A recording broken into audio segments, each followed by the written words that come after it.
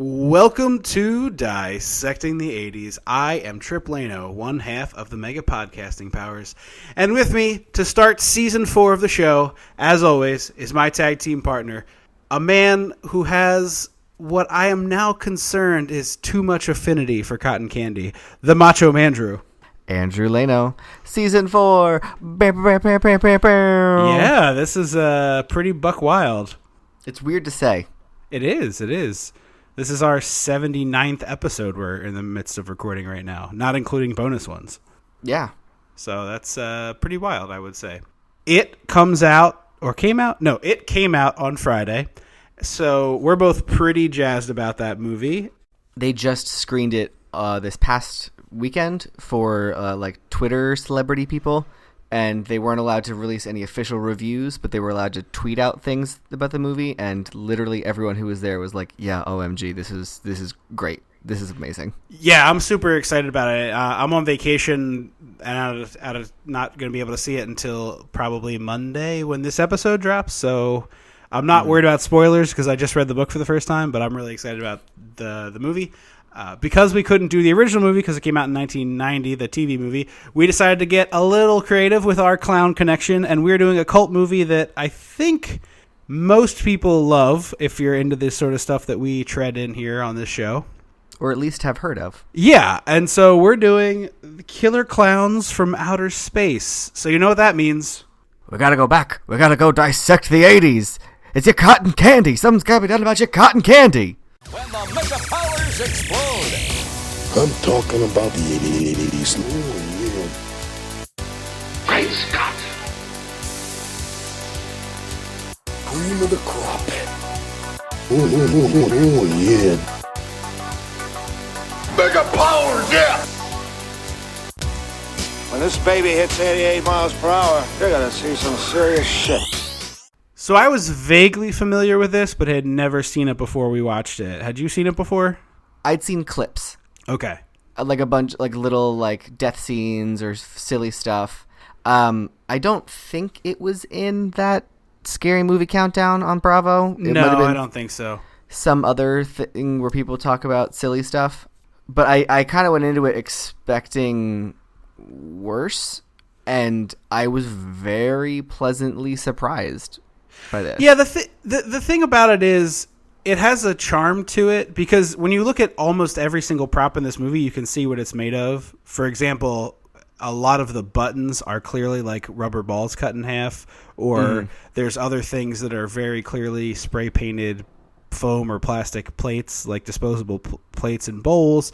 But there's a charm to that. And I, for example, am a big fan of the original Star Trek series where most of the time the props were whatever the hell they could figure out, from on set for cheap. One famous story from the original show is that they got all new typewriters at the CBS headquarters, and the typewriters were shipped in these large styrofoam blocks, like one for the left, one for the right. You pulled them off and they threw them away.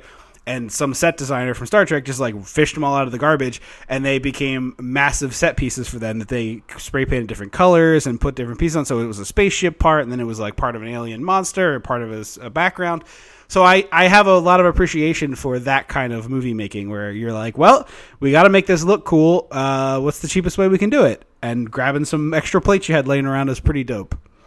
Yeah, and even I would say, for the most part, a lot of the stuff in this movie looks really good. Especially it's 1988, so I, applying that filter of think about it. But the effects are pretty good. All the creature designs are great. The fact that they're really awesome and well created, and also articulated for the most part, is really impressive to me. Yeah, the two people the brothers, the Kyoto, I think it's Kyoto. I apologize if it's Chiodo. But the two brothers who created this were special effects and puppetry guys. And so you can tell, the best part of this movie are the effects and puppetry stuff. Beyond that, the script is pretty paint by numbers. There are many movies about alien creatures crash landing, especially in the 80s. It was very popular to have, your Night of the Creeps. The Blob. Well, that's the 50s, but the remake, I guess, is probably the same circumstances. The Creep Show has a plot. One of the shorts in the Creep Show is like this. It's a fairly standard plot. Aliens crash land, all hell breaks loose. Yeah, and I think I don't know. For some reason I think because I went in with such low expectations, I was kind of minorly blown away by like how watchable and good and enjoyable this was. Yeah, I have to say I didn't check my watch during this movie until it was almost over, and that's a pretty good sign for a movie that we do for this show. It's super well paced. Yeah. I am a fan. It's also available for streaming on Amazon Prime, so if you have that and you want to check it out, highly recommend you doing that. We'll just say that right now. Yeah. So let's get into it. We don't normally spend 5 minutes talking about how much we liked a movie before we go into it, but we don't get many opportunities to do that, so we'll take them when we get them. Yeah, and the other thing too is I always want to tread lightly with things that are important to people, and I know that like many people consider this a favorite, a cult movie kind of favorite, and so I always want to like put a disclaimer on there that's like, hey, this is coming generally we make fun of a movie from a place of love, not always, but generally. So I just like in this instance I want to make sure Looking at you, Ed Bakley Jr. I just want to be like, hey, no big deal. Quick Ed Bentley Jr. side note, like less than a minute here. Already. He is a major character in the 3rd season of Veronica Mars, which I just watched for the first time. My girlfriend's really into the show, and she was like, I wanted to check it out, so I plowed through it. And I got very excited when he showed up, and she was like, who? And I was like, Ed Begley Jr., Ed Begley Jr. And I like pulled up his IMDb and all of his like 350 credits or whatever. And she's like, I don't know who this person is. Why are you so excited? And then I had to spend like an awkward amount of time trying to explain why I cared so much. And that's where it was difficult. She hasn't listened to the podcast. Oh, I mean, I knew that. Yeah, he's one of those people that a lot of people don't know his name, but then they see his face and go, oh, I've seen him in one thing. Exactly. So that's my quick Ed Begley Jr. update. Let's get into this. So we've got Dean Wormer from Animal House playing the old cop. We're going to skip the theme song? Oh, go ahead. I'd say they don't happen anymore, I feel like, in movies. I want to say the 80s was the end point of like, let's write a theme song about our creature in our movie. Yeah, I think that's probably your peak. It might have creeped a little bit into the 90s. I'm sure someone will correct us on Twitter about that. But I mean, technically Sharknado does it, but... Yeah, I feel like Heavyweights had a theme song, and that was like 1994. That feels about right. Yeah. Heavyweights did. Yeah. But it's exactly what you'd expect from a sort of B-movie... horror movie. It's great. I can put a little bit in here. I know we had a little bit in the last episode as well, and I'll throw the whole song at the end of this episode for that as well. So after that, we got Dean Wormer from Animal House as a cop, and I thought right off the bat we're getting the like I'm 3 days from retirement kind of thing, which that's fine. That's a decent cop trope. But what he ends up being is, which I thought was really interesting, the old cop who hates the young cops who have like actual capability of being it and aren't just like some schmuck who decided to become this guy. Yeah, he did. It's the other option for movie cop. Yeah.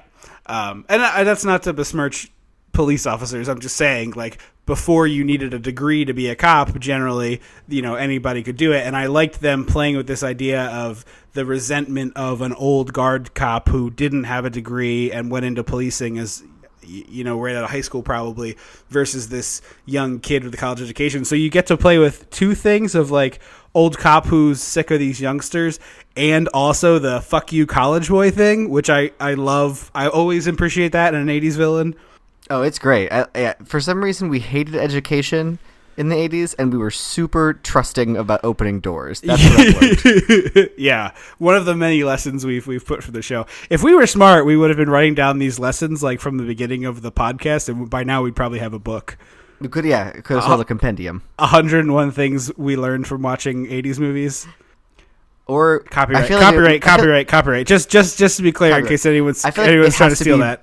I feel like it has to be like 1,980 things I've learned from watching movies from the 1980s. Yes, much better. Absolutely. And that way we don't have to do like one per movie. You can do many. Exactly. Yeah. At the least, we have a BuzzFeed listicle. Yeah, with a bunch of GIFs. Yeah.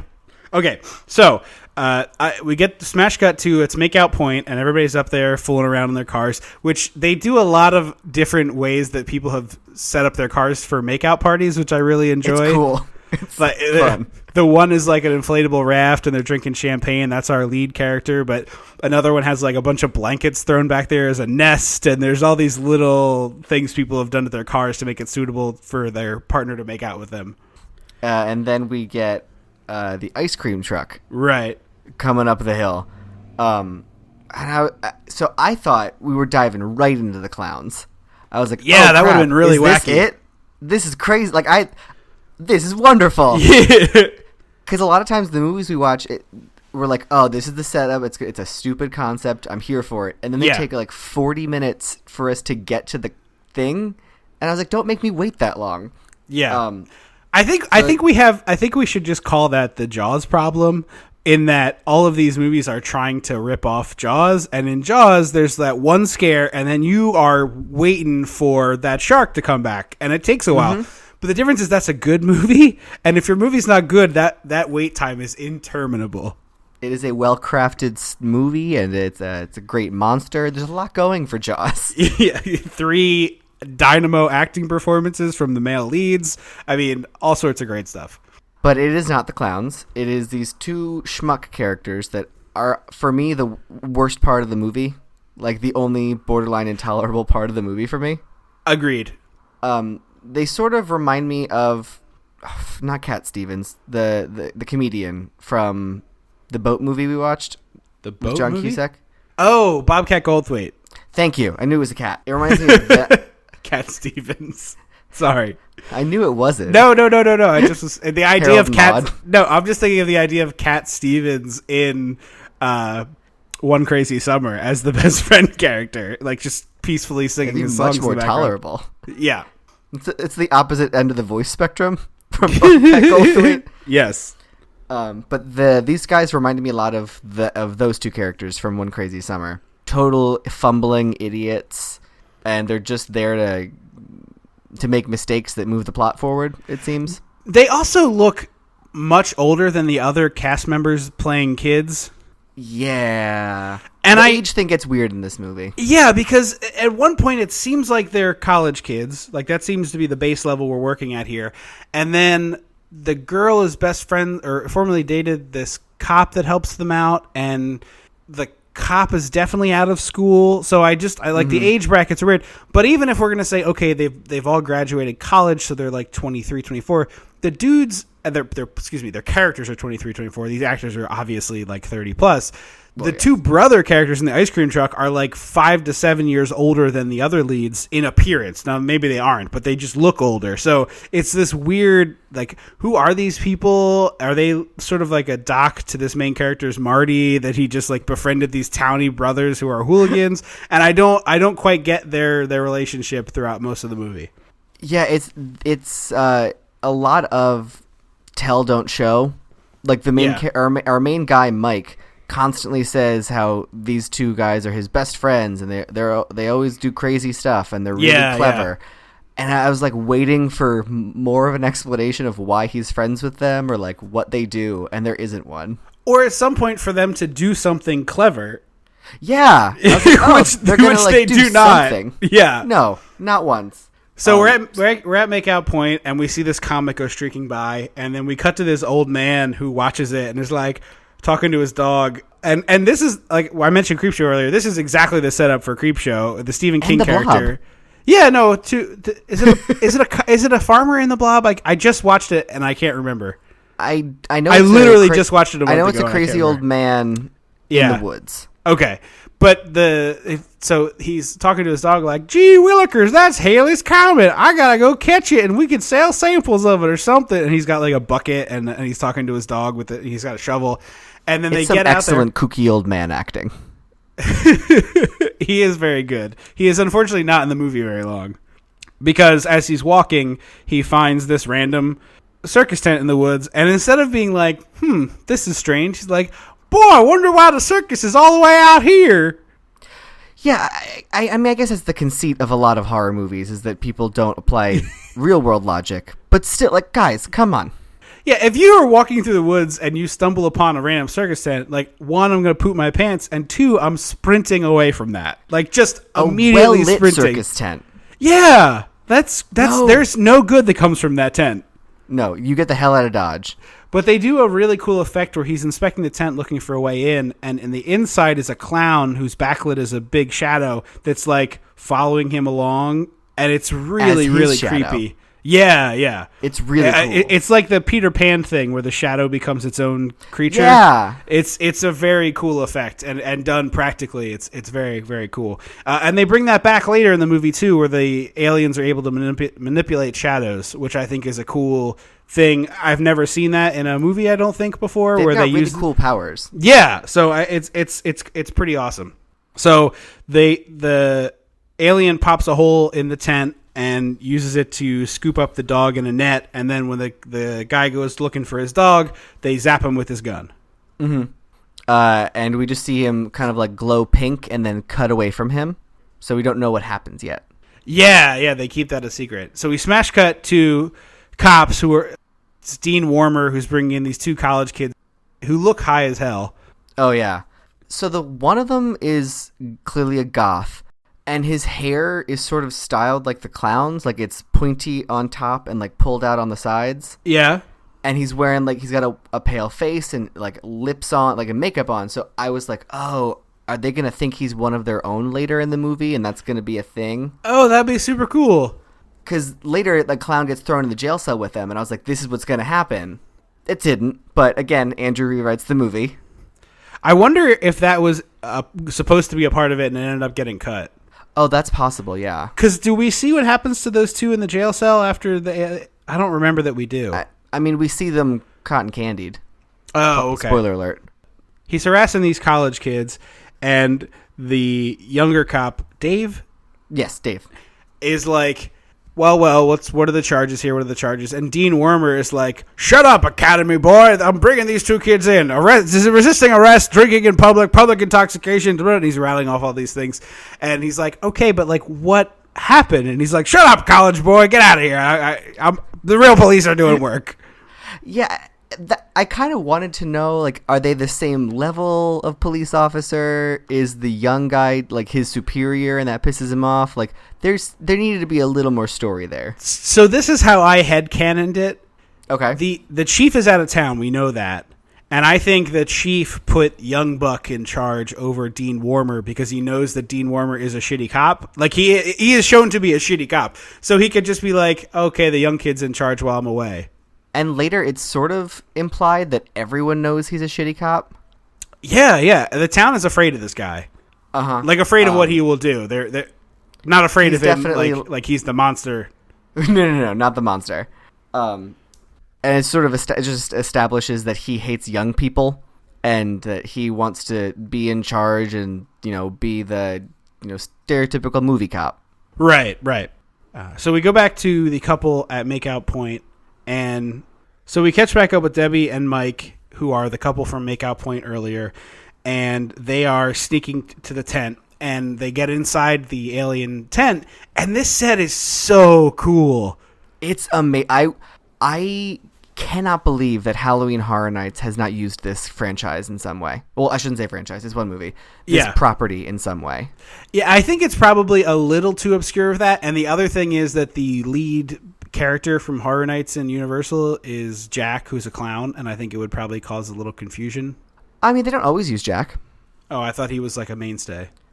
No, the icon changes year to year usually. Jack's been brought back a lot because he's really popular, but he's not every year. I see. Well, in any case, they could definitely steal some of these big top ideas because it is a circus tent as a spaceship, which seems like it'd be really stupid, but instead it ends up looking very cool. They have, like I said before, the big buttons are comically oversized, and then when they go into the storage room that they find where these cotton candy bags are being hung, so Mike is like, oh, maybe this is where they make cotton candy, and she's like, Debbie responds like, no, you idiot. Like, clearly this is not how cotton candy is produced on Earth. What are you talking about? Yeah, Mike is way too accepting of this crazy nonsense he's seeing. Like, definitely ready to explain away why. Like, stop trying to mansplain. Yeah, exactly. And there's also, as they like check the tent out, they go into this awesome matte painting room where they see this big source of energy that you think is going to be vitally important later in the movie, and it is not, which is a weird choice. But the other room has all these cotton candy bags, and then he paws at one, and he basically rips a person's like face off. We see the farmer all covered in blood, and it's very House of Wax and creepy. Exactly. Oh, yeah, that's a great reference, House of Wax. And so she realizes that they're inside the shooting star. And the other note I have here about this set is it's amazing how effective a little bit of fog can be, because they have just enough. It's just the ankles of this area of the ship, but it adds a real creepy alien vibe, like the movie Alien, because there's like steam basically all over the place in that movie.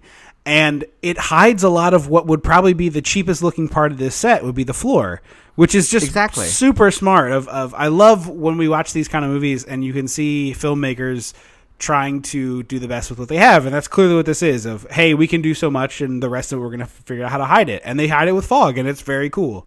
The fog also hides the bottom of the clowns, like their feet and what their bottom of their legs would look like. Yes. Which also helps them so they don't have to have stupid clown shoes the whole time. Yeah, because later when we see the clowns in the clown shoes, particularly in the scene the rest of this scene where the clown comes in and kind of chases these two, the poor actor looks at his feet with like every single step that he takes because he's clearly afraid of falling over. Oh, yeah. As someone who has worn costumes like that before, you have to be aware of where you are walking or you will die. Yeah, and so this poor actor is looking down at their feet the whole time like, am I going to fall? Am I going to fall? And then he makes it. Also, Mike totally looks like Bizarro World Chris Pine from Star Trek. Oh my God. That was it. I could not place it, but yes. He looks like basically Chris Pine's dad. And this is where we see the most expensive prop in the movie, apparently. Really? What was it? The popcorn gun. Interesting. Do you want to take a guess how much that cost? I mean, I'm guessing I'll give you 4 options, and the audience can play along at home. Okay. So, A is $700. Okay. B is $2,000. C is $7,000. And D is $10,500. All right, I was gonna guess over 5,000 when you said it's the most expensive prop in the movie. I'll pick C. 7,000? Yeah, correct. Okay, that's shocking to me, given the fact that they have a parade float later. Well, it's because it actually shot popcorn, like that. It was a real thing it could do. Oh, interesting. I feel like so you it's could a real air. It's a real air cannon. It took 6 weeks for them to build, apparently.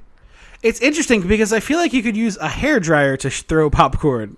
I mean, it does launch it pretty far. Obviously, the magic true. of the movie, it goes farther. But in the scene where it initially shoots, it goes pretty far. Huh. It strikes me as one of those things that they could rig up with a compressed air gun and just launch it the way they used to shoot blood these days. I know. Maybe that's like a contemporarily, it's a lot easier to make that kind of stuff work. Yeah. I don't know. So anyway, this guy has a popcorn gun and he shoots it at these kids, and it kind of gets all over them. They're running from the spaceship at this point, trying to get it to their car and get away. And the one of the alien clowns folds a balloon into a dog, which immediately becomes sentient and starts bloodhounding after the couple, which I really loved. It's just so smartly stupid. I love it. Smartly stupid is a great way to put it. Mm-hmm. So they're running from these clowns and the dog, and then they get to the car, and he backs into the dog with the car, and he hits the aliens. And then as they're driving away, another alien hops on the hood, and he throws the alien off the hood with some good driving, and then they speed off. And we see the aliens walk to town, but the best part about it is they have these enormous hip and butt pieces in, so the aliens all walk like they have badonkadonks, it's like a real J-Lo thing, they're doing a sachet. They walk like Jessica Rabbit. Yeah, they really are sashaying down the street of left and right and left and right. Check out my bodacious butt. Now I want to cut that scene in the movie of them walking with Jessica Rabbit music. Yeah. I mean, it's just they have real badonkadonks. They're bodacious aliens from outer space. Bodacious clowns from outer space, I should say. So they get to the police and they talk to Dave, the cop, and are like, these people are wrapped in cocoons and they're made out of cotton candy, and we know this sounds crazy, but I promise it's happening. And for once, not for once, but in a rare turn for a horror movie, Dave is like, okay, I'll listen to you guys. And I was like, wow, this is really cool. Except turns out the only reason he's listening is because it's his ex-girlfriend. So they they were like, as writers, the two of them were like, okay, no sane cop would believe this. Oh, we'll give them this connection so he has a reason to believe her, which I thought was actually pretty clever. It worked, yeah. I didn't even think about it that way. Then we But get wait. I apologize. I'll hand it to you right back. My favorite part of this is that they're having this dialogue, and I don't know who says it first, but I think Mike says it first. He's like, they're wrapped up in cocoons. And then she repeats the word louder where it's like, they're all wrapped up in cocoons. Cocoons! And it's just such a mad scientist nonsense thing that's just like, mwah, kissing fingers. Like, absolutely, I love this nonsense. But well, you missed that. After that, she then goes, cocoons. Yeah, I think we all know what cocoons are at this point, sweetheart. We all took third grade science and saw caterpillars turn into butterflies. We were here for it. It's fine. Then we get the title of the movie spoken in the movie, which I didn't think was going to happen. Not with a title like Killer Clowns from Outer Space. No. It is spoken rather dismissively by the jerk cop. Mike says, they're killer clowns, and the cop goes, killer clowns from outer space? I was like, he said it! He said the title! Yeah, he has a full-on belly full of disdain for these characters and their problems. Although, to be fair, they are talking nonsense, you would think. I mean, yeah, absolutely. And especially given that his best friend are apparently the town pranksters, I get it. But I just really enjoy his just total dismissive attitude of like, yeah, whatever, you idiots. And that Debbie's reaction is to be like, we're talking to Dave. Thank you very much. Yeah. Fat old miserable cop Mooney, you can shove it. Cut to the clowns have gotten to town, and their drugstore has this bear outside that has like very animatronic, slow arm movements, up and down robot it's arms. It's like a bear in a grandma nightgown. Yeah. And for some reason, the clown parks on the opposite side of it and starts immediately doing the robot, but like very convincing robot movements from this actor. Oh, yeah. And these girls walk by and kind of look at it and go inside, but they don't react strongly enough to the fact that this is a very creepy looking clown. Mm-hmm. Yeah, because I think it would be better if the other animatronic was creepier. Then it would make more sense that they were like, oh, it's just two creepy things. Especially if they're like close to Halloween, say. Yeah, that would make. How has it not been remade and set at Halloween, so no one suspects anything? They've tried to get a sequel off the ground for a long time. I don't know what the current status of that seems to have been updated 2 years ago. They're going from it's going to be a 3D movie to it's going to be a TV show to probably nothing, I'm guessing.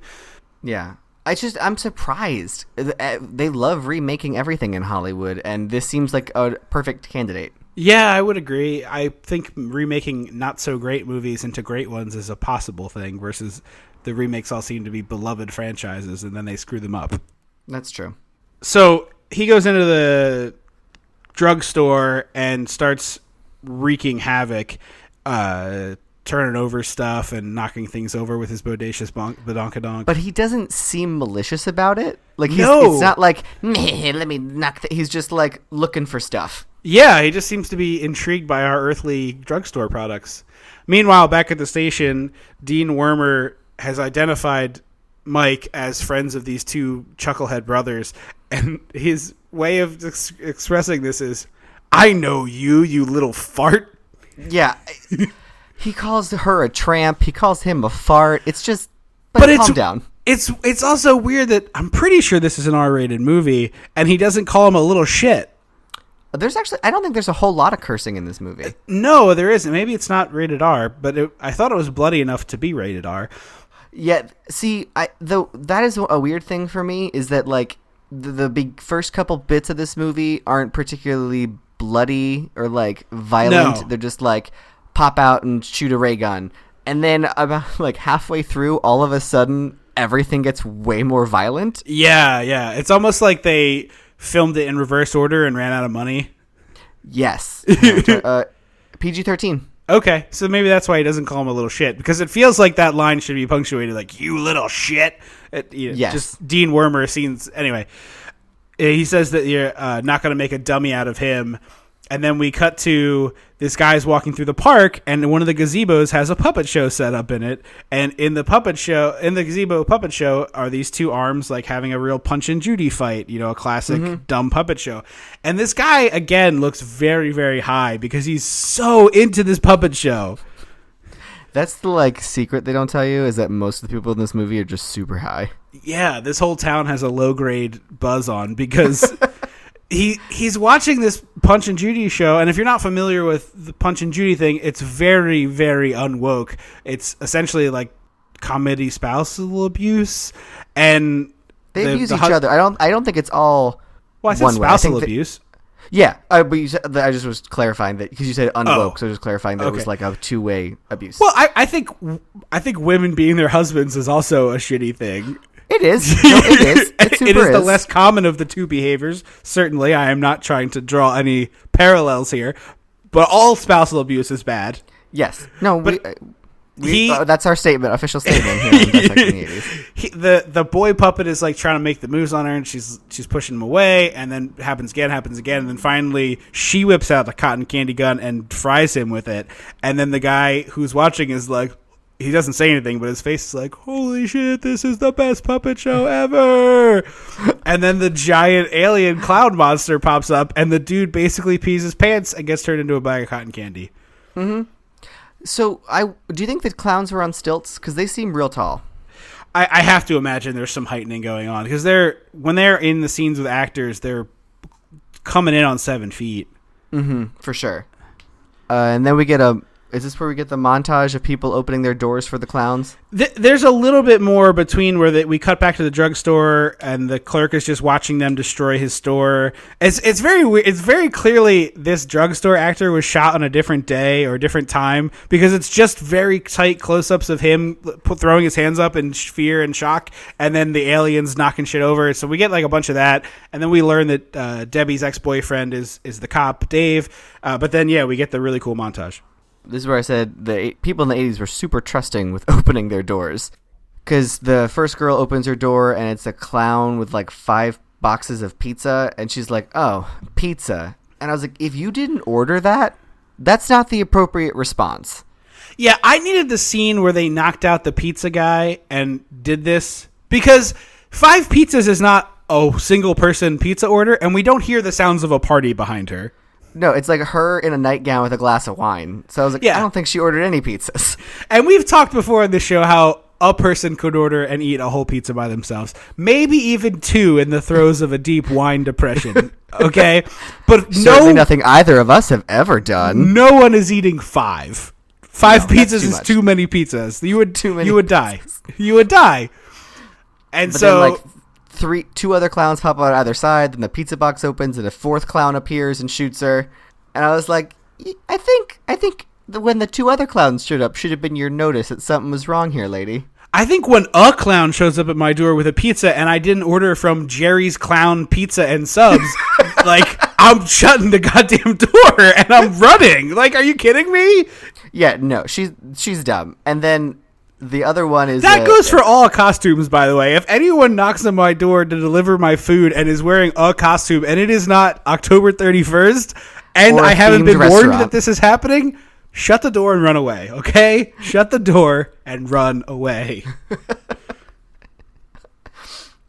And I'm trying to think of fun pun name for themed pizza restaurants. Yeah, the other thing too is... the one quibble I have with the movie, and this is a very minor thing, but the clowns are pretty scary looking, and I feel the people don't react appropriately to how scary the clowns look. I wish that the clowns had some sort of switcheroo thing where they went from looking like happy clowns when they were trying to pass as not monsters, and then would switcheroo and be crazy, gross alien monsters. That is, again, it's a minor quibble. I really like the movie, but That would thought go a that long too. way for me. Yeah, because if they open the door and it's this happy clown with a pizza, it's very different than they look like monsters. I mean, they're very creepy clowns. Anyway, I would say that the easiest way to do that would have just been make their skin tone even, because it's like a very mottled gray. And it looks creepy. But if it was like all white with like the regular bright colored clown face, their weird heads would be like, oh, that's just like a weird clown applique or something. Yeah. The other one in the montage that I really like is the clown knocks on the door holding a big candy heart, which I guess they probably stole from the drugstore, and the woman is like, "Oh, Harold, is this from you?" And then we zoom in on the clown monster's face, and we hear the sounds of people going to Bone Town.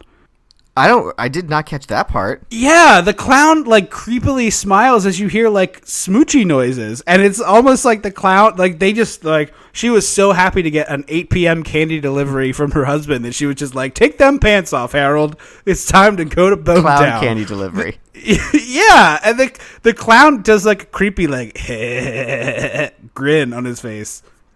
If that's a service people want, I will start supplying. If you want an 8 p.m. clown, a clown to deliver some candy to your house after 8 p.m., call me up. Well, I think you're missing the important caveat that they also want the clown to watch them go to Bone Town, which is where you're going to run into some trouble. Much more specific sect of people. It is a very specific service that this woman has been fulfilled by.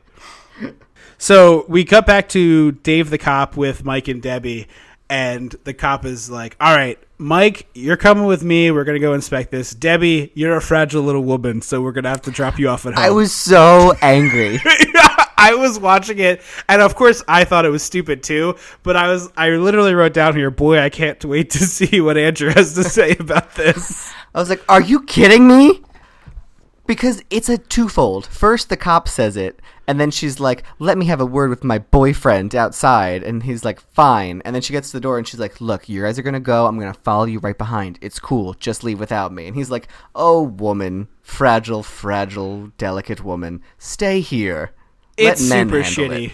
It's so super shitty. And her response is like, "You're right." Yeah, I hate it. I hate Girl. it a lot. Especially when she has been the most thoughtful, resourceful person in this trio to this point. She realized that they were on the space comet thing first. She sensed the danger in the cotton candy room before it was apparent. She was the one encouraging him to like come back out there and convincing the cop. All of the things point to this woman being vitally important to this investigation. Caveat. She is the one who demanded they go find the shooting star in the first place. So... I mean, the good, you take the bad. Yeah, well, there you have, that Killer Clowns from Outer Facts Space. of life.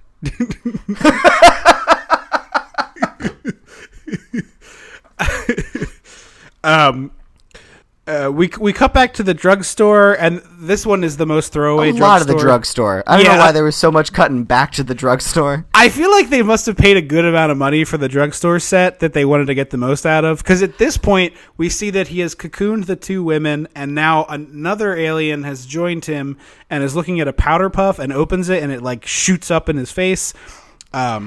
No, I just don't get why we keep cutting back to it. Like, why wasn't the drugstore just one scene? Yeah, I agree. I think they were probably of the mind that it was too long to be one scene, and they just couldn't cut any of it. They were too in love with all of these bits that they had filmed.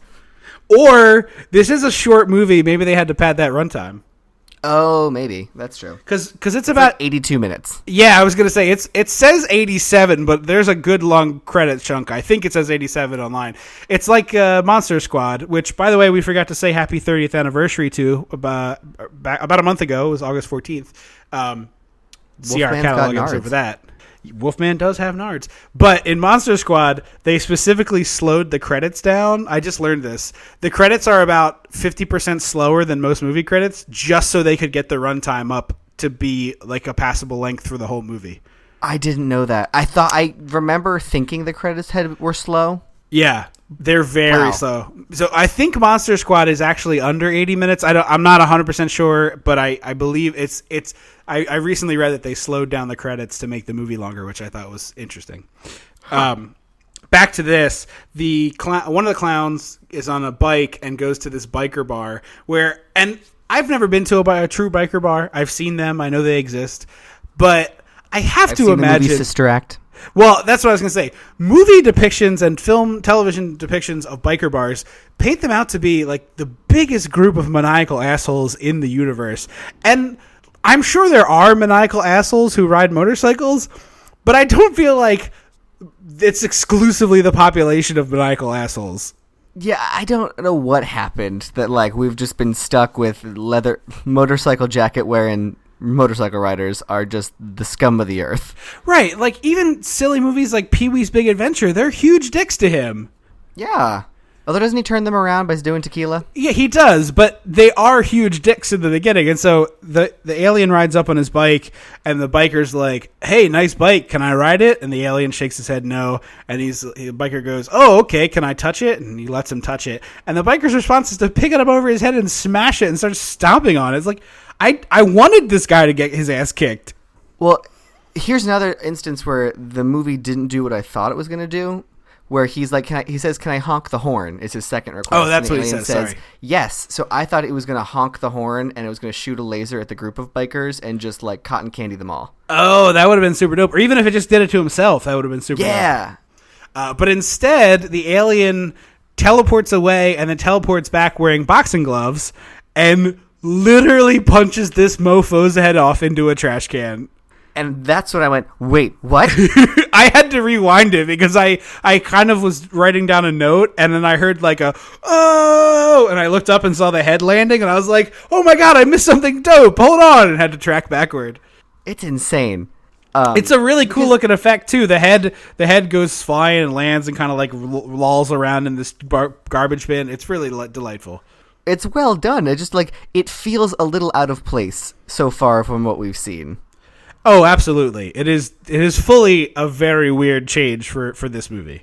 So the cop takes Mike up to this place, and he's put Mike under arrest, basically, thinking that he was part of this, which I guess is part of the reason why he wanted to drop off Debbie so he could arrest her boyfriend.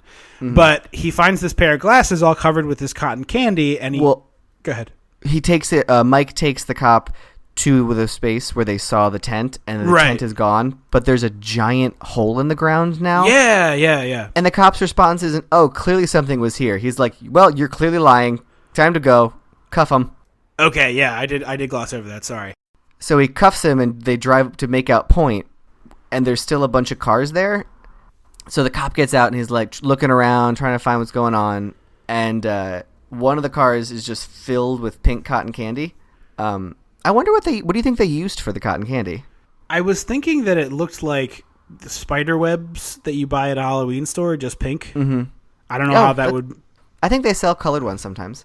Yeah, I mean, I have to imagine it's not that complicated to make that stuff a different color. But Mike is handcuffed in the back seat of the cop car with the doors shut, so I thought we were getting the classic trope of the dude in the back seat is going to watch the cop die and then go that would have been pretty ideal at that situation. But no, basically whoever's going to remake this movie, because Hollywood, you're doing it. I know you are. Just listen to the podcast, take some notes, adjust some things. Yeah, the very minor adjustments. And again, we are available for a very, very average fee. Yeah, very reasonable. Come on. Yeah. Scale, we'll do it for scale. That's fine. So he unlocks him and is like, okay, I believe your story. We got to go help save the town. Clearly, bad shit's going down. Mm-hmm. Meanwhile, drugstore guy again is in this movie inexplicably. Sure, bud. And is this the part where he calls the police? I think. Well, first we have the place, the burger joint scene. Oh yeah. So we cut to this clown themed burger restaurant, where all the employees have to wear like polka dot aprons and paper party hats. Yeah, it's very silly looking. And there's one of the clowns is just hanging out outside on the play place and like tries to lure this little girl outside, and she is very close to it. She like gets the door open before her mom is like, you aren't going outside till you finish your food. And I was like, why is no one upset that there's this creepy looking clown hanging out outside? This is the most upsetting scene in the movie where, from a perspective of someone in this movie, you should be fully terrified that a creepy clown is seesawing on a children's toy and trying to lure a child outside. Exactly, because here's the thing. people who live in this town seem to not leave this town is the vibe I get. Yeah, agreed. And there's no way this restaurant is new. So you know if that clown is a mascot or not. Absolutely you do. So come on, folks. Let's use your head. Yeah, precisely. So we cut back to the drugstore guy for more nonsense, right? And then, again, like we're going to mention drugstore guy a bunch more, I think. But from drugstore guy, we go to this pretty cool scene where a clown is on an invisible car and he starts banging into this guy driving down the road trying to cause an accident. Mm-hmm. Apparently, this is the only time a car was actually damaged. That surprises me. They said all the cars were rented. This is just like I have facts about this movie, apparently. Yeah. Most of the vehicles used in the film were rented and therefore were not allowed to be damaged. That's why a lot of times you don't actually see damage. They just like put a smoke machine under the car to make it look smoky. And the effect got botched. So the car was supposed to like go flying and like land on the other side or something like that. But instead it like swerved and hit a tree. So they were like, well, I guess that's what we're using. Huh. Well, at least they got a cool shot out of it. It did look very cool in the movie. We also find out at this point that the popcorn is alive. Debbie goes to get in the shower, and the few strands of stray kernels of popcorn that were on her fall to the ground. And as she gets in the shower, they start like fertin and it's a little inchwormy. Mm-hmm. Which is very, very cool looking. It's well like the scene, that bit of filmography is well smushed together. Yeah. We cut to the police station where curmudgeon police officer, his switchboard is just lighting up like a Christmas tree. Yeah. And with people calling in and being like, there's a giant clown attacking people outside and murdering them. You have to come now. And he just tells everyone they're pranking him and to shut up. So I'm curious. I have no idea. Do you have any idea what like police protocol is on a prank call? I feel like there has to be some level of they're bound to investigate stuff, right? Like I hope that's what the situation is. I would think. I mean, movies obviously lead us to believe that a cop can decide something is a prank and not tell anyone about it. In the movies, cops pretty much unilaterally decide that something is a prank and don't go to help the people, like no matter what the situation is. Yeah.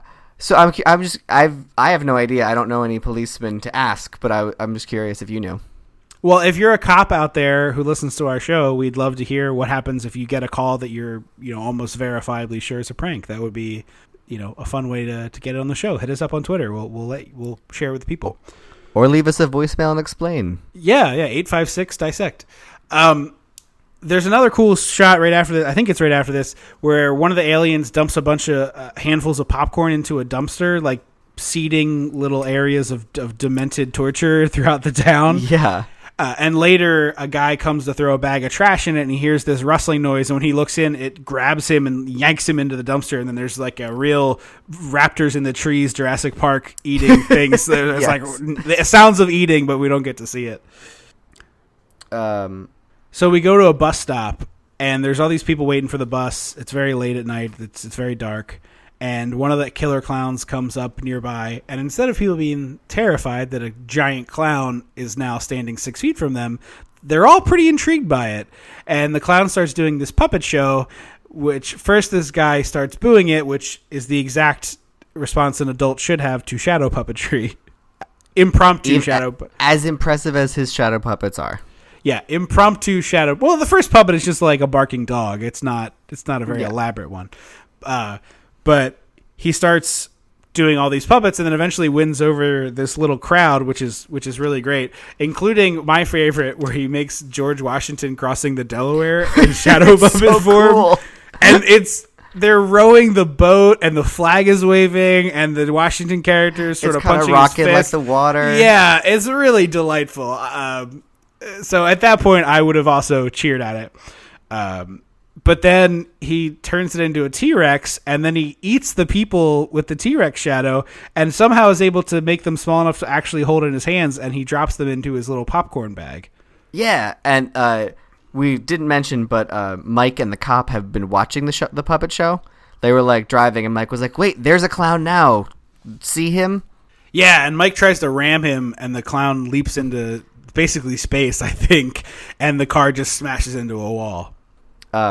And this is where the young cop tries to radio to the curmudgeon cop and is like, "Hey, there are actual clown. Like, they're not kidding. There are killer clowns." And the cop's like, they got you too, bud. You're not going to get me to throw in my badge. Shut up. And he like turns off the radio. Well, at that point, he becomes convinced that this is an elaborate prank that the whole town is in on to try to get him off the police force.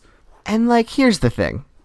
If you think that's a possibility, let's examine your work ethic, and maybe this isn't the field of work for you. Yeah, maybe you should stop planting so many drugs on people and all sorts of other shit that you're clearly doing if you think the whole town is behind an effort to get you to resign. Yes. Mike goes to convince the brothers to help them by telling them that his girlfriend's friends are going to be there, and they both have big boobs because these guys are chuckleheads. But then we get some of my favorite parts where you knew it was coming death of Dean Wormer, where there's a clown in the police station. It's apparently really easy to just walk into a police station. I mean, he just kind of walks in the front door. But he's not sitting. It's not like he's sitting at a front desk. No, it feels that's like true. He's sitting in a back room, and like all of a sudden the clown just waltzes in. Yeah, and he tries to arrest the clown, and he puts handcuffs on him, and the clown's hands pop off. And he's not horrified. No, he just thinks this is more shenanigans. So the clown goes back to the jail area, still holding its hands behind its back. And Dean Wormer is like, okay, put your hands up. I'm going to arrest you now. And when he does, his hands like sprout out of the sleeves. And again, no reaction from Dean Wormer, who's very chill about this whole thing. It's real weird. So he puts him in the jail cell. The two college kids from before and this clown are all in one jail cell, and there's clearly others that we can see. Yeah, I feel like that's pretty bad police work. But again, we know the whole town hates this guy, so yeah, par for the course, maybe. I was just so frustrated because I was like, is he not going to kill this guy? It takes a very long time for this clown to kill him. Yeah, it really does. It's very, very strange. So Dave goes running into the police station, and this is by far my favorite scene in the movie. It's very, very creepy. Mooney, Dean Wormer, is on the clown's knee as a puppet, and he's bleeding out of his mouth, so he has those like two lines down from the corner like he's a ventriloquist dummy. Yeah, thank you. And he uses the Dean as a ventriloquist puppet, and he speaks and says to him that he's going to kill him. And then he pulls his hand out, and you hear the like squelch. Yeah. And he has a bloody glove, and he like flicks it clean and knocks the dude over. It's awesome. It's very gross and very creepy, and I love the hell out of it. And this is where the cop Dave learns that there is a way to defeat the clowns, because as the clown's approaching, he keeps shooting him, and then he shoots him in the head as he gets closer, but he shoots him right in the nose, and it pops and bursts, and then the clown disappears. And turns basically into confetti. Mm-hmm. Which is a cool setup for Chekhov's clown nose, which is something I never thought I would say. We've had a lot of Chekhov on the show. Yeah. So he radios for backup and is basically saying, anybody who can hear this, send help, the National Guard, whatever you got. It's that little kid writing the note to the Army in Monster Squad of like, send your best guys, Army, and then mailing it. So we go to find out that the clowns have this huge parade float, and it's marching down the street and sucking up people left and right. There's basically ground troops cotton canning people. They're very efficient clowns. Yes, they very much are.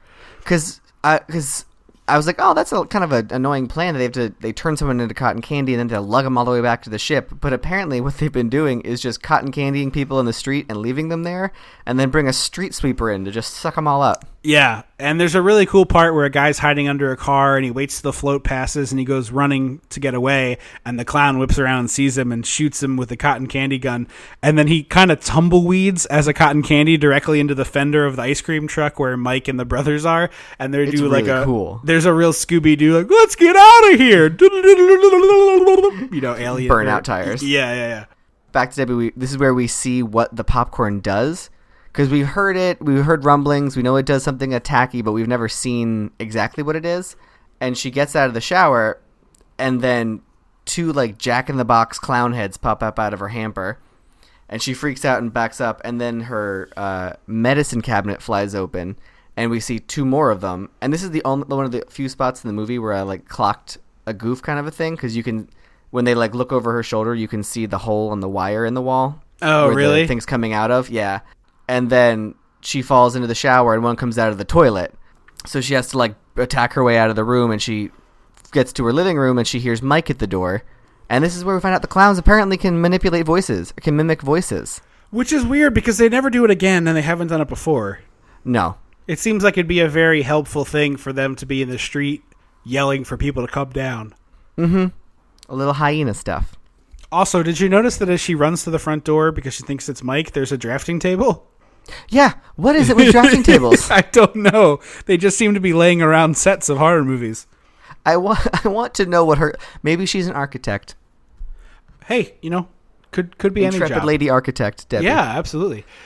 Debbie gets trapped in a different type of orb. It sort of looks like a balloon. It's sort of translucent and big polka dot and yellow balloon. I do wish they explained why. Again, yes, absolutely. One of those weird things where it doesn't make much sense, and I don't have any conclusion to draw or guess why it would be so. Mm-hmm. So they realize Debbie's been taken, and they get into a chase where the ice cream truck is chasing after with Mike and the brothers, not the twins, is chasing Dave in the cop car, and then the cop car rear ends the ice cream truck and is out of commission, and so they all pile into the ice cream truck, and it's like, where do you think they're gonna go? And off in the distance we see a carnival an amusement park at a sort of a pier looking place near the water with this giant tent is now in the middle of it. So the clowns get there and we see a security guard, and we get a great clown car moment where like 7 clowns pile out of it. Yeah, it's really lovely. And then they acid pie this man to death. It's really creepy looking because when the ice cream truck shows up, they see just a bone arm in this pile of pie muck. Oh, that's something I forgot. Previously, when we were in the police station with the curmudgeon dude, when the clown walks in, it offers him a flower and squirts him in the face. And I was like, oh, is this acid? Is this going to be like acid in his face? That would have been great. They just used that later. Yeah. Apparently. So then the brothers, Mike and Dave, show up and run inside to try and find him. And the idiot brothers hit a button for some reason. Well, okay, they do. But also there's a weird scene before that where they decide that these are some kind of alien creature and that they look like clowns, but that's not what they are. And then they seem to come to the conclusion that this must be where we got clown iconography from. That's a real reach here, guys. Yeah, but then you're right. One of the idiot brothers hits a button, which causes a plume of smoke to spray Mike with no ill effects. And then the two of them fall into a hole somehow and end up in a ball pit. Mm-hmm. Next to some lady clowns, which are just the killer clowns with female wigs on. And balloons where boobs are. Yeah, they inflate them as the guys are sitting there watching. Sure. But the dudes are into it. Well, do you think they have a lot of options? No, but they are very into it. But I when they were talking about, like, oh, maybe this is where we got clowns from, I wish there was some kind of a hint, like a history hint. Like, this isn't the first time, like, oh, this isn't the first, like a logbook where, like, they showed up before or something. Yeah, that would have been cool. I also really like the scene where they're hiding in the candy room and a clown comes in with a crazy straw and sticks it in one of the cotton candies and starts drinking somebody's blood out of it. The craziest crazy straw I've ever seen. Yeah, it was really elaborate. It would take far too much effort to get any liquid into your mouth. It basically is a straw that holds a bottle of wine. Yeah, it's very, very ridiculously long. So that clown leaves and they find Debbie and the cop shoots the balloon to get her out of it, which is a very interesting strategy. You didn't have, like, no one had a knife or something sharp? Yeah, that feels like it would be in the a cop's utility kit, you know, to be able to cut the balloon open, or at least do something to try to, like, put a small hole in it so it drains of air without making a huge noise. Mm-hmm. So there's also a great line. They shoot the thing. Debbie gets freed, and they're starting to leave. And Mike goes, "Wait, what about all these other people?" And Dave's basically like, "There's no time. We're leaving." And there are very clearly other alive people in balloons. It would only take him shooting at them. It's not like it would be an elaborate, complicated then, game. What they do you have do to with play. then they're all following you, and you have to hope they're all fast runners. Well, I mean, at that point, at least you've given them the opportunity to survive and escape. That's true. So they run through a maze, and this is where I was like, how Halloween Horror Nights not like this maze is really cool. Yeah, it's a very cool maze. It's got like It's got a hallway that's just a series of arches that are slowly tipping back and forth, like shuffling and tipping. Is that the best way to say it? Yeah. They're tilting back and forth, and so it's very disorienting. And then there's it's just a really cool. I was like, what, guys? Come on! It's very great. And then they find a fireman's pole and they slide down it. And Debbie goes first, and she hops off at some determined point. And Dave follows her and goes, "Why'd you stop here?" And this Sarlacc monster comes up from the bottom. It's very, very cool looking. And then later when the clowns come down the fire pole, I was hoping one of them would accidentally keep going. Or get eaten by mistake or something. Yeah, I was a little bummed at that too. They also have an anglerfish that they run into, which was kind of out of nowhere, but I thought was also an interesting choice. Yeah, why not? And I really love the nesting doors that they have to run through, that Dave keeps opening doors, and there's like 6 or 7 shrinking doors he keeps opening and opening and opening before they can get there. It's so good. Well, and then I kept wanting to yell at the screen because they hit a dead end and they're like, "I'm tired of running. This is ridiculous." And I was like, "Stop complaining and keep moving. What option do you have?" You do not have time to deal with this. Thank you. So this is where we get an instance of trying to keep a door shut that isn't doing anything to help keeping the door shut. So the door has a pull handle and opens into the room they fall into. And then they shut that door, and Debbie jams the cop's now empty gun through the handle pull and is like, "We're safe now." And I was like, "No, you're not. That gun doesn't do anything. It's not what?" Yeah, the door opens the other way, you idiot. All that's doing it's just the door is opening now. What are you doing? Yeah, it's very, very dumb. So they retreat and they get into this final room, and then clowns start coming out of everywhere with golf clubs and baseball bats with nails in them and all sorts of clubs and weapons. It was nice to finally see a lot of clowns, because I think up till now we'd seen maybe 5 or 6 at most. Yeah. And this is at least 20. Yeah, and I think it's probably a situation like Walking Dead where there's hero zombies and then less makeup zombies, and then the back it's just people in ratty clothes kind of thing, where these clowns are probably, if you looked closely, would probably not be up to snuff of the hero clowns we've seen so far. Hero in the movie term, sorry, like the A level ones. Not, they're obviously the bad guys. But they basically start chasing them up this pole, and then there's this amazing scene where the ice cream truck comes flying through the side of it and puts a huge hole in the place. And apparently those idiots survived somehow. Yeah. Well, they're all covered in alien kiss marks. But the aliens are nowhere to be seen. No, they aren't. And the alien lips were enormous, but they're relatively human-sized on the faces of the brothers. Mm-hmm. But they grab their microphone, and there's a clown on top of the ice cream truck, and they start yelling to the assembled clowns, "Get off them! Go away! Let them go! They're fine." Which they do, and they all rush into the truck, and then there's this huge noise, and this thing starts getting lowered out of the ceiling on strings, and it looks like a cross between Bowser from Super Mario Brothers as a clown and the Big Daddies from BioShock, the giant mech suits. It looks like Bowser in a mech suit. Sort of like the cartoon we talked about last week, honestly. But it's a very Bowser-looking clown that comes down. And it somehow also looks like the clown that's on top of the ice cream truck. Yeah, it's very alligator-y. Mm-hmm. But it also kind of looks like the clown that's on top of the ice cream truck, which is weird. But he starts wrecking shop and destroys this truck. He throws it, hucks it away. Yeah, the 3 heroes get out of the truck, and the 2 brothers stay inside for some reason. And so they're in the ice cream truck when it gets thrown aside and exploded or whatever. I believe they stay inside the truck because it's a rental. I think that's a line. Oh, probably. Yes, it is. You're right. So the cop is like, "You 2 get out of here. I'll shoot it and distract it." So they run out, and the cop is left alone trying to kill this giant clown. Yeah. So they get outside. They keep running. They find cops. The cop gets lifted in the air and then rips off his badge and stabs it into the clown's nose, which pops it. And while all this is happening, the tent starts flying. And this is where I realized I wish we'd seen the tent get set up, because it deconstructs itself sort of like science magically. It pulls up its stakes. Oh yeah, and so they get sucked into the top, and like it's a cool scene. And I was kind of like, oh, I wanted to see the like magic setup of it, and it flies into the air and explodes.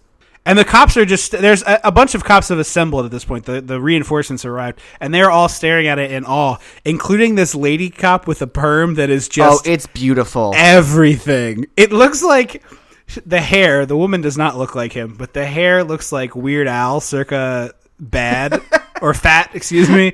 It is delightful. Just utter delight. It's great. See, I thought she looked like, I've never seen it, but I've seen pictures, an older Barb from Stranger Things. Oh, I'm not talking about her face. I just purely the hair was just this delightful perm. Yeah, it was great. And then a clown car falls from the sky, and all the cops are aimed at it. And then the two idiot brothers come out with hero cop Dave. Yeah, Thank God. I was like, can they have stayed inside and Dave survived? Dave is really the only one worth saving among that trio. Yes. And they're like, do you think it's all done forever? And then pies hit them in the face, roll credits. Which is weird because the last time we saw these pies, it melted a human being, and they seem to be very nonchalant about the fact that they just got hit with acid pies. Yeah. Yep. I wanted to ask you if you could pick any other movie in either one we've watched or one we haven't to have an additional closing credits where it's the protagonists get pied and then freeze frame and the movie ends, because that's such a fun thing I've never even considered before. It is. Give me 1 second because I know I've got a good one. So I have 3 actually. It's going to be okay. 3. Go ahead. The first one is Jaws, And I want them Jaws, okay, and I want them paddling away. And it from a distance. I don't want a close up. I want them paddling away from a distance. They're talking, doing their little banter. Boom! Pie in the face. Pie from the sky. Second one is Jurassic Park. So it's Mr. Hammond. I've decided not to endorse your theme park. Boom pies. No. Okay. It's in the helicopter. The quiet, soft moment where she's like, look at him like, oh, he does want kids now. Pie in the face. Okay. And the third one is Jurassic World. Okay. T-Rex climbs on top of the building, surveys his kingdom, does a great big roar, pie in the face. The one that I immediately thought of, Loomis goes to the window at the end of Halloween, and he sees Michael is gone. And it starts the slow, like the cutter, like it's pulling back and pulling back and pulling back. And Jamie Lee Curtis is standing next to him. And then on top of his big bald head is just a fucking boysenberry with extra whipped cream. And I want it like dripping down his ears and into his face and I don't want him to acknowledge it. I want Loomis to keep staring that 1,000-yard stare of it's over, but it's not over forever, as boysenberry jam just comes running down his face in rivulets. And then I want all of the cuts through the house where it's just like the stairs and the living room and all that stuff. I like it so much. But you're right. I want pie in the face in so many more movies now. Yeah. It really is a delightful way to end a movie. What are your final thoughts for Killer Klowns? It's great. Like, surprisingly really good. Yeah, I'm in total agreement. I had a blast with this. I would recommend it to pretty much anybody. It's a really fun, silly time. As long as you go into it knowing that it's silly. I mean, it knows it's silly and fully embraces the silliness. That's really what it is about it. It's sort of the Sharknado syndrome where it knows exactly what it is and it's not trying to be more. I disagree, though. I think this has a lot more earnest effort than Sharknado does, and I think that's for me the difference. I'm not wild about a Sharknado personally. I don't really enjoy that we're trying to be bad. I think this is a real earnest effort at making something good and understanding your limitations and embracing them. Okay, that's a valid. Because I don't think they set out to make a cheesy movie. I think they set out to make like a solid second feature to drive-in B horror type movie. Mm-hmm. But yeah, I totally dug this. I highly recommend it to everybody. Like I said, it's on Amazon Prime streaming. If you have that, it's free with that subscription. If not, I'm sure you could rent it for a couple of bucks somewhere. But yeah, it's totally worth your time. Sure. It's a really solid. Also, not to get too crazy down this particular rabbit hole, and this will probably not be a regular feature, but I just noticed that in September, it is now September, we're recording this in August, But in September, Netflix has the first 4 Jaws movies, so you could listen to our commentary All 4. track. You said first 4, all 4. You mean? Yeah. Sorry, all 4 Jaws movies. Is there a 5th one I've never heard of? Well, Deep Blue Sea is also on there, which is kind of a Jaws movie. It's a sharky month for Netflix, but you could go check out our commentary track for Jaws 3 or 4. I forget which one. Jaws 4 is the commentary track. Yes. Yeah. So we did a commentary track, so you could sync that up and watch it. Yep. Yeah, I'm pretty sure did we do commentary on the Caribbean? Yeah. Anyway, I think Jaws 3 we did an episode on. Jaws 4 we did the commentary track, but you could sync that. Whichever one it is, it's available. You could sync that up. And also, Hulu has a ton of 80s stuff that we have done episodes on. I noticed that this week. So if you have a Hulu subscription, there are many movies we have covered that are on Hulu. Like more than a handful, I would say. I can't pick them out specifically, but if you searched on there for 80s stuff, you'd find quite a few episodes. I'm pretty sure it was Jaws 4, the commentary track. Yeah, it's 4, because it was for February. Yeah, okay. All right, that makes more sense. So I just wanted to point that out. If you wanted to visit the back catalog, if you haven't checked out either of those movies, I highly, highly, highly recommend Jaws 3. It's one of my favorite bad movies of all time. But I just wanted to point that out because I noticed a bunch of cool stuff coming to the various streaming platforms that we have done episodes on. It's sort of an embarrassment of riches for our back catalog right now among Hulu, Amazon Prime, and Netflix. So if you have those subscriptions, you can find a lot of stuff that we've covered. Anything else? Thank you guys so very much for listening. Don't forget that you can get a hold of us on Facebook and Instagram and Twitter. It's Dissecting the 80s, except on Twitter where it's Dissect the 80s, no ING. Leave us a message at 1-856-DISSECT. And most importantly, do us the huge favor as we celebrate our 4th year of bringing you this merriment and nonsense. Please take the time to review the show on iTunes. It would make a whole lot of difference in our lives if we got featured in New and Noteworthy. And the only way to do that is to get a bunch of reviews in a short amount of time. So let's make a push to review the show. We do have one review I would like to read. This is from Love and Luck 51703. Love listening to two brothers discuss 80s movies and TV. Hosts are fun to listen to, and this is a fun, happy podcast. Thank you very much, Love and Luck 51703. If you want to hear your review read, all you have to do is leave one. It's that simple. And also, if you like it, tell 2 friends, particularly because next week we are doing a movie that is almost universally beloved, and I can't wait to dive into it on the show. We will be back on September 25th, the actual 30th anniversary of our next movie, which is The Princess Bride. Anybody want a podcast? That was a bad Andre. Starring America's sweetheart Mandy Patinkin. No, starring America's sweetheart Andre the Giant is what you meant to say. I promise that there will be Andre the Giant fun facts next week, and I also promise to try to keep them to a minimum, but I can't do that much, is what I'm saying. I will try. I like that neither of us are talking about Cary Elwes. Cary Elwes is great. Andre the Giant is like a folk hero to me. And Mandy Patinkin is a Broadway legend, so I'm on board. But Mandy Patinkin didn't get so drunk he was left in a hotel. They fell asleep in a hotel lobby, and then 7 people tried to pick him up and move him and couldn't, so they took the cover off the piano and wrapped it around him and just let him sleep in the lobby. That's a true story. That's a real thing that happened to Andre the Giant. He's so big. I understand that. So anyway, I'm really excited to do that movie, and I haven't watched it in probably a decade, so I'm excited to watch it again for the show and to talk all sorts of nonsense about it and share as many Andre the Giant fun facts as possible. I'm going to try to pepper them in throughout the show. Maybe it could be a drinking game. Drink every time Trip does a tangent about Andre the Giant and his prowess as a drinker and or wrestler and or general human being. If this was a pop-up video. Oh my God. The pop-up video would be just catastrophically pop-up. You wouldn't be able to see for all the pop-ups. You're dissecting the 80s face on an angle with a little text box. With a little, yes. That would be really good. That would be really good. So yeah, anyway, thank you all so very much for listening to the show. We really appreciate you doing that. And we will see you on September 25th for The Princess Bride. I have been Trip Leno.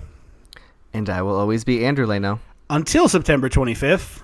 Don't you forget about me.